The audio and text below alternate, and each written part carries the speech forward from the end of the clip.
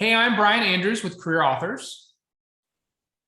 And I'm Paula Munier with Career Authors, also literary agent with Talcott Literary and USA Today bestselling author. Woohoo! Well, thanks for being here. Oh, sure. I love to talk about what's selling and what's not selling.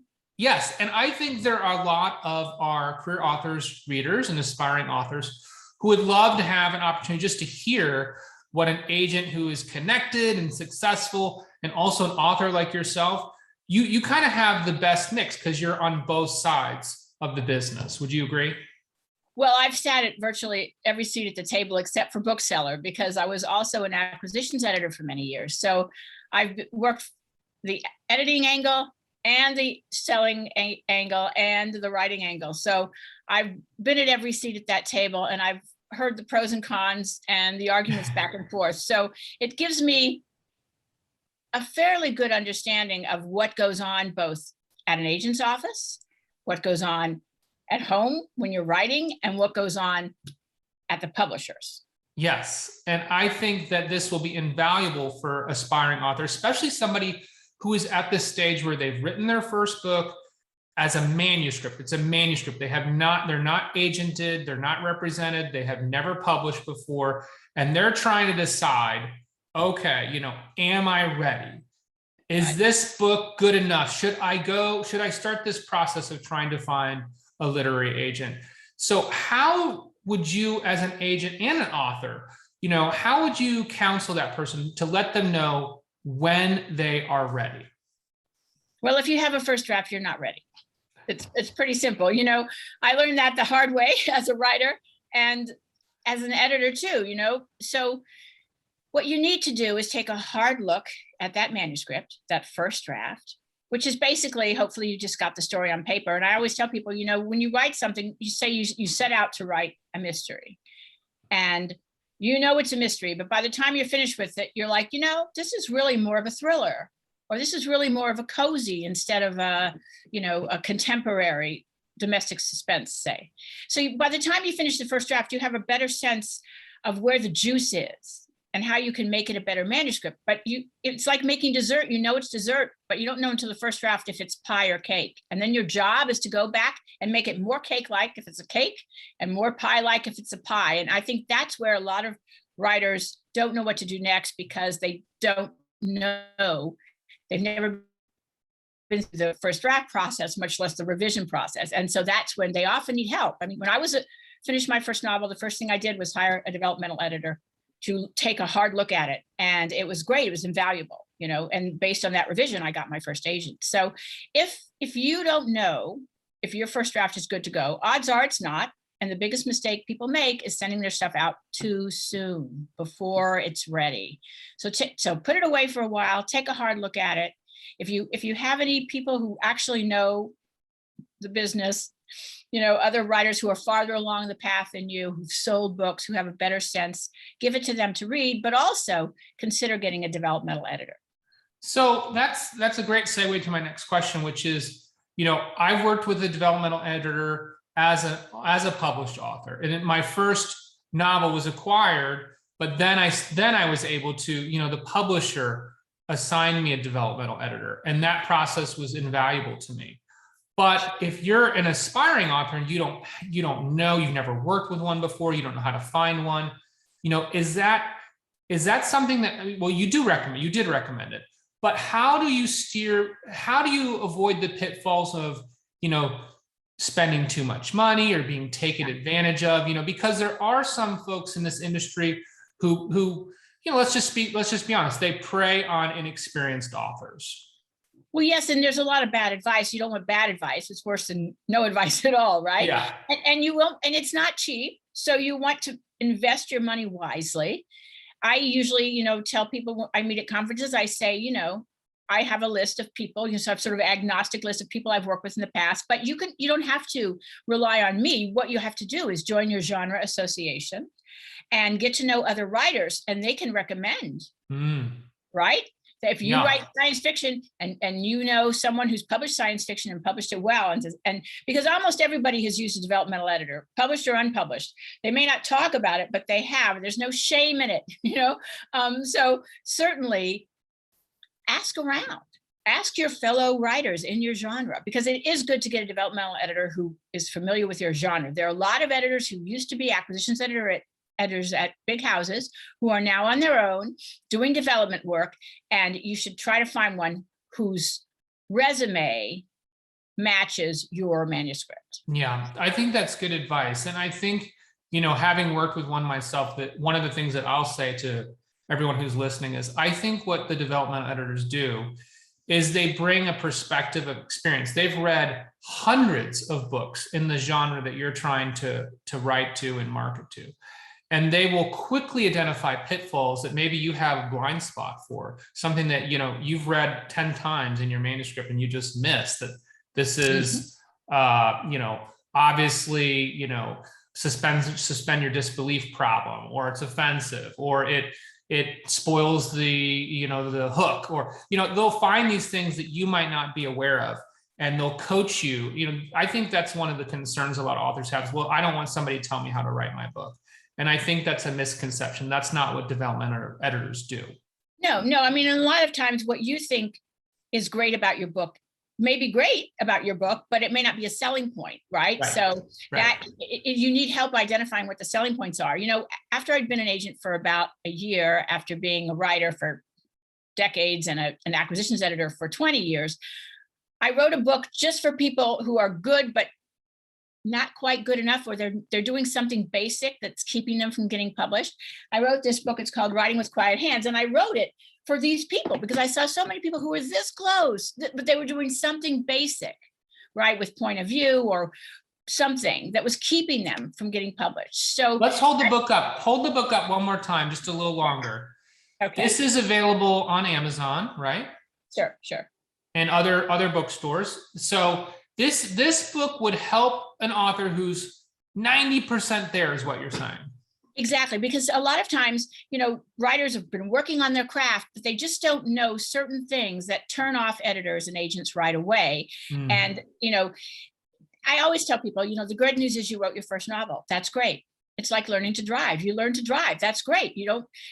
But when you first learn to drive, you have to remember to look in the rearview mirror, and you have to consciously think, where's the signal mechanism, right? And how do I back up? All those things you have to consciously think about. Then one day you're just driving, and now you finished your first novel and you're just driving, but it doesn't mean you're ready for the Indianapolis 500. So don't set up too many obstacles for yourself. Don't take too many risks. I tell my clients they get one risk a book.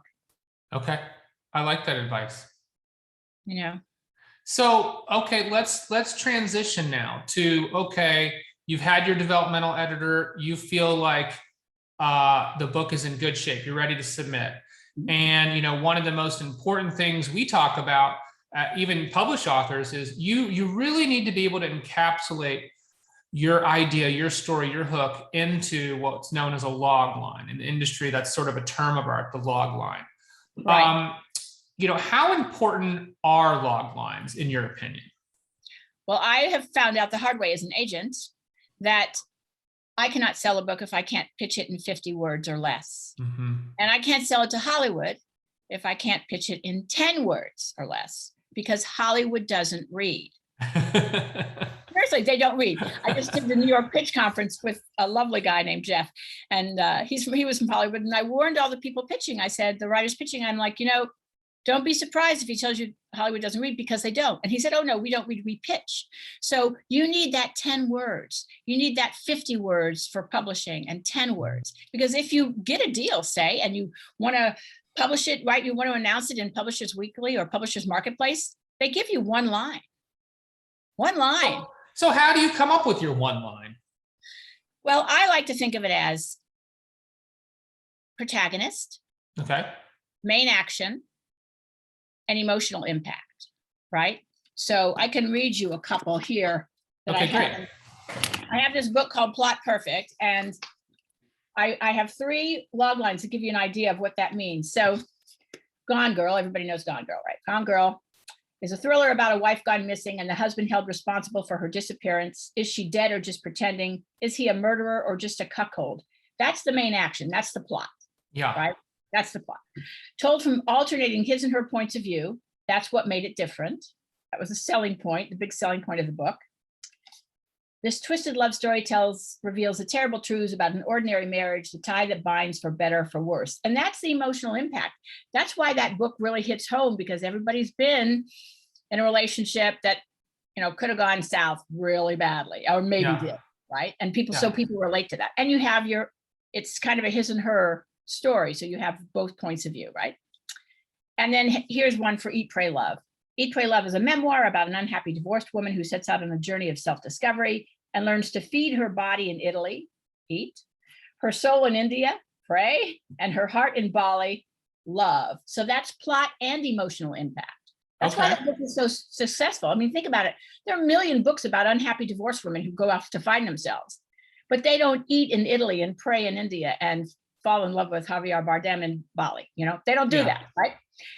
It's perfect 3-act structure. Eat, pray, love, 3 acts. Perfect.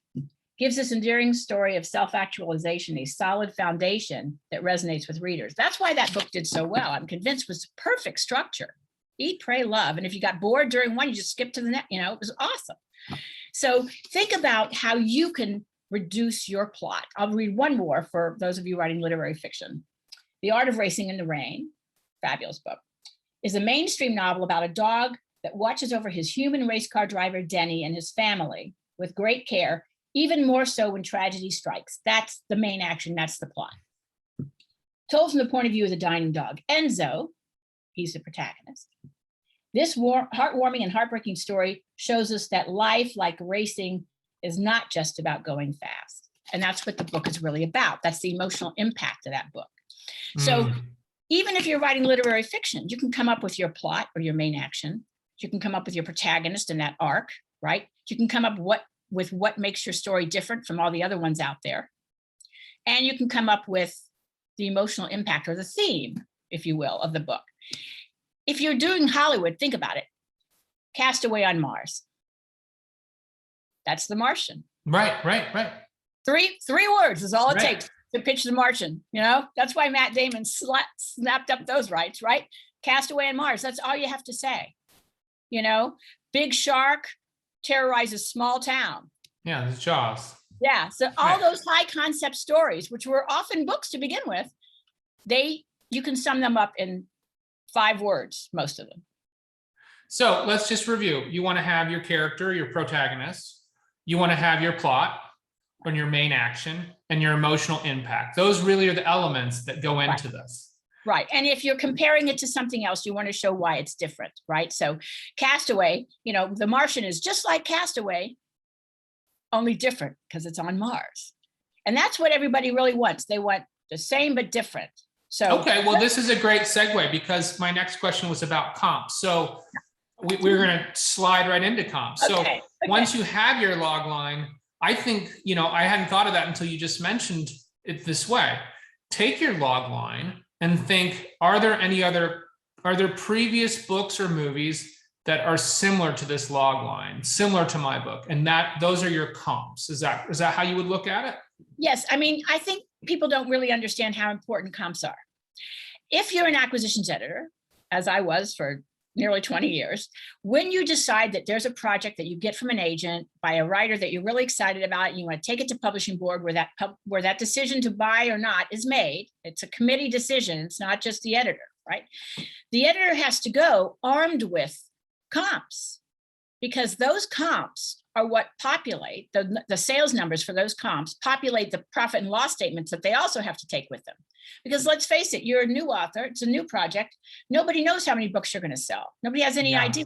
So what they do is they compare the sales numbers of books that are like it, right? So, and they use those numbers, those sales numbers, to populate the P&L to prove that they'll be able to make a profitable project out of this project that was pitched by the editor. So editors have to go armed with comps. And so that's why, as an agent and as an editor and as a writer, I know how important comps are. And they can't be like, 20th century comps. They have to be 21st century comps. At most houses, editors have to come in with comps of books published in the past 3 years, and not by category killer brand name authors, but by up and coming authors. So it really is apples and apples. Okay. So is that the agent's job then to pick those? Well, I certainly spend a lot of time finding comps, okay? Because I know the easier I make it for the editor, the easier their job will be, and the easier it will be for them to take the project to pub board. But if you're trying to get an agent, using good comps and referring to those comps in your query letter shows that, one, you understand the business, two, you understand your category, and you're not just writing in a vacuum, right? You've read widely in your genre, right? And three, that you understand the same but different thing. Yeah, it shows that you've done your homework, that you're prepared. And I always sort of feel like too, as an author, my job is to help make my agent's job easier too, right? Like, Sure. I think it's a mistake to say, well, I wrote the book and now I'm going to hand it to you and you're the miracle worker and I'm going to go back and start on my second book, and I don't know, maybe that for you as an agent, is that a red flag? Like if an author comes unprepared or their query letter, what are some red flags when you're considering an author and their manuscript for the first time? Well, the biggest red flag is a resistance to revision. That's Okay. the biggest red flag for me. And because honestly, I always tell my clients, resistance is futile, because it really is. Because even if I sold it exactly the way you sent it to me the first time I read it, the editor is going to want revisions. And if you and if you are going to fight your editor, it's not going to be happy relationships. That's one of the reasons you have an agent, is so that you can negotiate these differences with your publisher and your editor. But it shouldn't be over that sort of thing, right? It should be over, getting your name bigger on the cover or something, Yeah. not getting more money. It shouldn't be about, I'm not going to revise, right? Because everybody needs revision. Everybody needs a good editor. And I think because I was an editor for so many years, I know a good editor when I see one, and I count on them to keep me from embarrassing myself, right? Because they really do catch things and they have great ideas. And, there comes a point where you say, okay, I'm done. Once you've been working with your editor for a while and you think, okay, this is as good as it can be. This is the book I wanted to write. That's the glory of being traditionally published, is that by the time your manuscript that they bought becomes a book, it's like makeover time. You took a good story and now it's great, right? Yeah. That process is really a finishing school for your book. What are some other red flags? Any others? Okay, so, resistance to revision is a good one. Are there any others? If I was an agent, I would, an author who's doesn't understand, the process of, or how to write a query or how to pitch their book, those would be big red flags to me, but maybe I'm being too harsh. I don't know.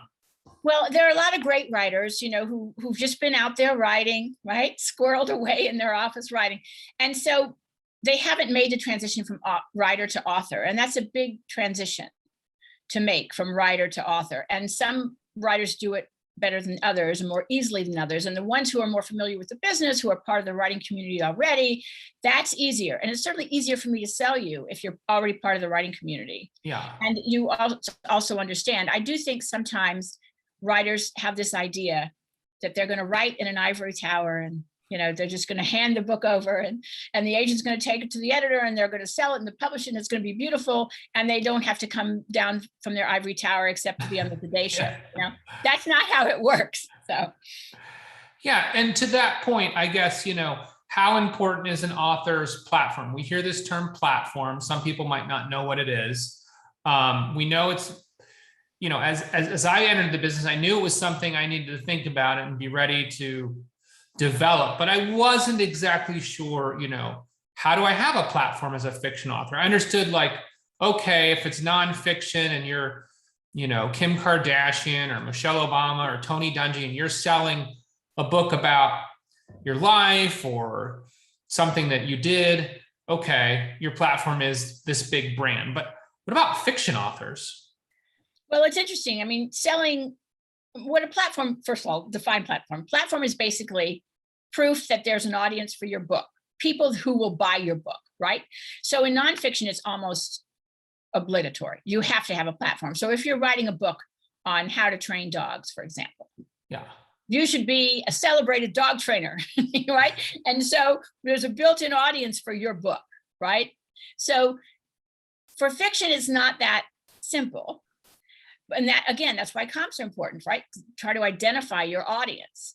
That said, anything about your personal or professional life that informs the writing can be a platform. So, for example, if you're like my fabulous client, Bruce Coffin, who writes police procedurals, he's a retired police sergeant, right? He draws upon that experience, and it gives his work a real authority, right? So that's a platform. He had a platform, right? And he's done very well, especially regionally. You know, he's like the best-selling guy in Maine over and over again, author in Maine, right? So that makes a difference. Sometimes your platform can be, if you're writing historical fiction, it can be people who are interested in the Civil War, say, if it's a Civil War book, right?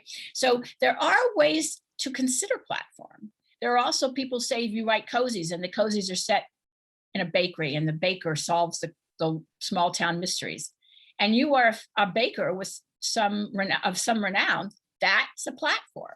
So you have to ask yourself, what about my personal or professional life informs the work, and how can that be translated into an audience who will buy my book? Okay, I think that's great advice.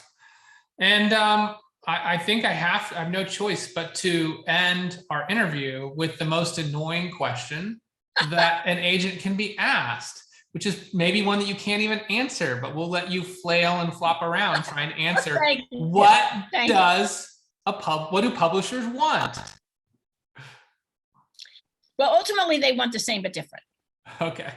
Just like insert best-selling author here, only different. And how do you articulate that difference in a few words? Okay, so as an agent, when I went to sell my first book, my first mystery, I knew I had to come up with the same but different. And I really wanted to be Julia Spencer Fleming, who writes New England, upstate New York mysteries, his and her points of view. I loved her stories. I wanted to write stories like that. But I couldn't be Julia Spencer Fleming. There's already a Julia Spencer Fleming, and she's fabulous. So I thought, that's the kind of story I want to write. That's my audience, right? I'll be Julia Spencer Fleming with dogs. So I wrote canine mysteries, the same, his and her points of view, New England set, lots of nature, but with working dogs. So that was the same but different. So ask yourself, the same but different, and how do you articulate that? How will you articulate that, right? It's like Castaway on Mars. It's just like Castaway, only it's on Mars. So ask yourself how you can do that. That's the first thing you do. Then there's the whole marketplace, which of course, during the pandemic, the marketplace, like all retail, publishing is a retail business, so publishing has suffered, although book sales are up. Ironically, book sales are up because a lot of people have rediscovered their love of reading. But what they're reading are brand names. They're reading the writers they already know and love. So it's hard now for debut authors and mid-list writers to get traction, and that's one of the reasons. So you have to ask yourself, how can I get traction in what is admittedly a crowded marketplace? And if there's the same but different, there's high concept, which trumps everything. High concept trumps everything. If you happen to be writing a hashtag own voices story or LGBTQ plus story, that's in your favor right now. Editors are actively looking for that. They're looking for those kinds of stories told by those authentic voices. But there's also, if you feel like, I don't have any of this, just go high concept. Because if you go high concept, people can't resist that. It's easy, it's so much easier to sell. Well, you answered the question quite easily. So I didn't get to make you squirm at all. But I love the advice. And I think that it's actionable for most people too, because it gives you that starting place. The same but different approach, I think, is something that every aspiring author can look. You can scan the marketplace. You can look at your experience. Like you said, Bruce Coffin is a great example. What is your experience? What do you know? What are you passionate about? And then think about, there you go. Here's one of his books, by the way. So. Perfect, right? Yeah. So he probably went through that same process. I'm a military veteran, so being a veteran, writing military fiction is part of my platform. Sure, and so sure. When I started writing, I had to look at, okay, well, it's like you said, it's like Tom Clancy, but different. We're talking really from the operator's point of view, as opposed to, the ship captain or the politician's point of view. Right. No, I mean, it's interesting. If I could leave you with one more thing, I would say, just be true to yourself and try to make a story that makes readers feel something. I think we can get caught up with, high concept and the same but different and all those things. But ultimately, readers read because they want to feel something. And by the time they get to that last page, there's an old adage in publishing: first page sells the book, last page sells the next book.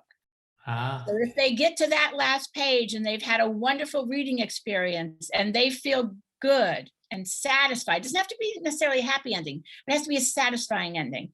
That sells your next book for you, because they're looking to repeat that reading experience. So don't forget to go big.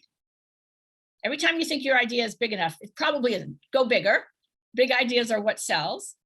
And go straight to the heart, because that's where you find your readers and you keep them. Paula, this was a great interview. Thank you for answering these questions. Oh, my pleasure. I think anybody who watches this there's so many little gems and nuggets of wisdom here in this interview. And it's our first one that we've done on Career Authors. Yay. First video interview. Yeah, it's awesome. Yeah. All right. So if you love it, please comment on Facebook. We post all of our blog posts. This will be an interview post on Facebook. Please comment and share, and we'll see you next time.